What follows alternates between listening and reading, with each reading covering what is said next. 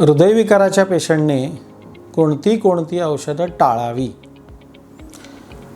कारण भारतात काय आहे, प्रत्येक गल्लीमध्ये एक मेडिकल आहे आणि त्या मेडिकलमध्ये बसलेला माणूस फारच उत्सुक असतो, डॉक्टरपेक्षा जास्त उत्सुक असतो.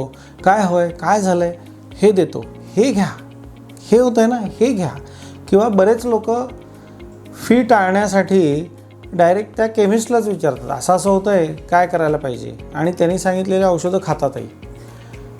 पण काही अंशी ठीक आहे, ह्या गोष्टी बिंग अ विकसनशील देश आहे म्हणून हे चालतात. पण ज्यांना हृदयविकार आहे त्यांनी तरी ह्या गोष्टी किंवा ह्या फंदात पडायला नाही पाहिजे. कधी कधी ते त्रासदायक ठरतं आणि आम्ही बघितलं आहे की पेशंटला बऱ्याचदा आजारापासून ते मृत्युमुखीच्या दारात नेलेले गोष्टी घडलेल्या आहेत. तर यातली प्रामुख्याने म्हणजे अंगदुखीच्या गोळ्या, वॉवेरान, कॉम्बिफ्लाम, आयनॅक, झोनॅक, ज्या काय असतील, झिरोडॉल. तर ह्या सगळ्या ज्या गोळ्या आहेत त्याला आम्ही एनसेड्स म्हणतो. ह्या हृदयविकाराच्या पेशंटनी, किंबहुना हृदयविकाराचे पेशंट, ब्लड प्रेशरचे पेशंट, डायबेटीसचे पेशंट, किडनी विकाराचे पेशंट, मेंदू विकाराचे पेशंट, या लोकांनी या गोळ्या कटाक्षाने टाळल्या पाहिजेत. 1-2 दिवस जरी या गोळ्या घेतल्या तर पेशंटच्या किडनीचं कार्य कमी होऊ शकतं आणि त्याच्या किडनीचं कार्य म्हणजे सिग्निफिकंटली ड्रॉप होऊ शकतं. त्याच्यामुळे मग पाय सुजणे किंवा धाप लागायला लागणे किंवा हार्ट फेल्युअर, ज्यांना हृदयविकार होतो त्याचे वर्सनिंग होणे आणि ॲडमिशन लागणे, या गोष्टीसुद्धा होऊ शकतात. काही वेळेला तर पेशंटला हार्ट अटॅकसुद्धा येताना आम्ही बघितलेत. का? कारण काहीतरी कारणासाठी किंवा दाढदुखीसाठी एक्सेट्रा गोळ्या खाल्ल्या आणि म्हणून हार्ट अटॅक आला, अशासुद्धा घटना आहेत. तर अंगदुखीच्या कुठल्याही गोळ्या वैद्यकीय सल्ल्याशिवाय घेऊ नका. दुसरं, कॉमनली घेतली जाणारी गोष्ट, सर्दीच्या किंवा खोकल्याच्या गोळ्या, सिनारेस्ट असेल, डिकोल टोटल असेल, जे काय असेल, तर ह्या ज्या गोळ्या आहेत हे आपल्याला सिमिंगली साध्या वाटतात. आपण जातो मेडिकलमध्ये, तो देतो, 1-2 दिवस घ्या म्हणून आणि आपण घेतो. पण याच्यामुळे सुद्धा त्याच्यामध्ये काही सिम्पेथोमायमेटिक नावाची औषधं असतात, त्याला फिनाइलेफ्रिन वगैरे या गोष्टी म्हणतात.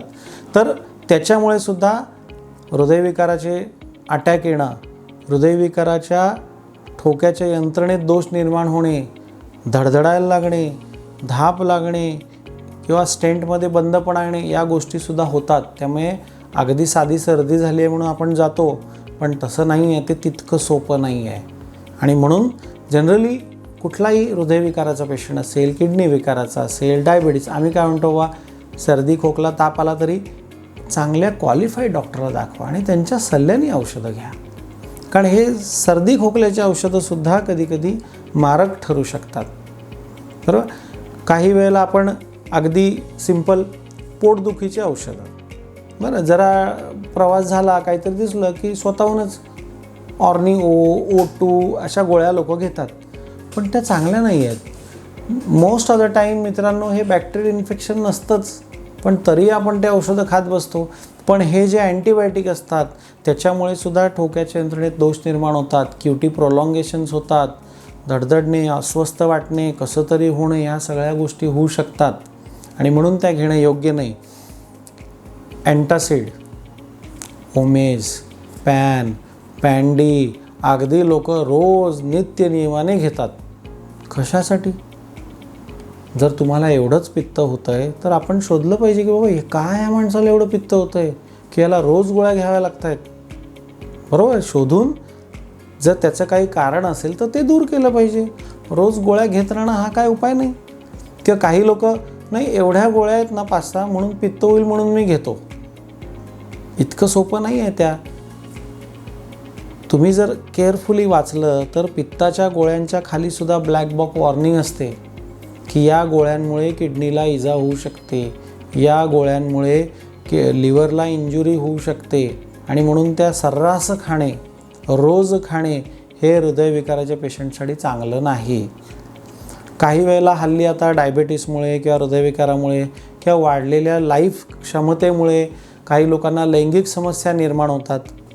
मग त्याच्यावरची औषधं खातात लोक. आता ह्या गोष्टी डॉक्टरांना विचारणं अवघड, म्हणून मग मेडिकलमध्ये जायचं किंवा काहीतरी सेमी एज्युकेटेड, त्याला आपण बोंधू डॉक्टर म्हणतो, त्याच्याकडे जायचं आणि मग काहीतरी गोळ्या खातात. मेजॉरिटीवाला त्याच्यामध्ये वायग्रा म्हणजे सिल्डेनाफिल किंवा असे तत्सम औषधं असतात. पण हे जर औषधं हृदयविकाराच्या पेशंटनी खाल्ले तर ते चांगले नाही आहेत, कारण त्याच्यामुळे ब्लड प्रेशर फॉल होतं. आणि हृदयविकाराच्या गोळ्या उदाहरणार्थ इस्मो, आयसोसॉर्बाइड, सॉर्बिट्रेट ज्या कॉमनली दिल्या जातात, सॉर्बिट्रेट ही घराघरातलं नाव माहीत असलेली गोळी, त्याच्या बरोबर ही जर वायग्रा खाल्ली तर ब्लड प्रेशर अतिशय क्रॅश होऊन पेशंट मृत्युमुखी पडल्याच्या गोष्टीसुद्धा आहेत. अगदी 2-3 दिवसापूर्वी आपण पेपरमध्ये वाचलं आहे, अहमदनगरमध्ये आणि नागपूरमध्ये पेशंटचा मृत्यू झाला. का? कारण या गोळ्या खाल्ल्या गेल्या. तर इतकं सोपं नसतं मित्रांनो. ज्याचं शास्त्र त्याला माहीत असतं आणि म्हणून आपण विचारणं आपलं काम आहे. त्रास होतो आहे, बरोबर आहे, त्याच्यासाठी विचारायला पाहिजे. त्यामुळे हृदयविकाराच्या पेशंटनी स्वतःहून, त्याला आम्ही सेल्फ मेडिकेशन म्हणतो, स्वतःहून औषधं घ्यायला नाही पाहिजेत किंवा स्वतःहून पाहिजे तसे औषधं बदलवायचे किंवा अर्ध ह्याला दाखव, अर्ध त्याला दाखव, अर्ध त्याला दाखव आणि मग सगळ्यांच्या गोळ्या खायच्या. ही योग्य स्ट्रॅटेजी नाही आहे. त्या एवढ्या गोळ्या खाल्ल्या किंवा नकळत कुठल्या तरी गोळ्या खाल्ल्या, त्याचे काय परिणाम होत आहेत, इंट्रॅक्शन होत आहेत, हे आपल्याला माहीत नसतं. आणि उगाच मग आपण ॲडमिट व्हावं लागतं किंवा त्या कधी कधी जसं म्हटलं एखादा पेशंट जीवानी भोगतो.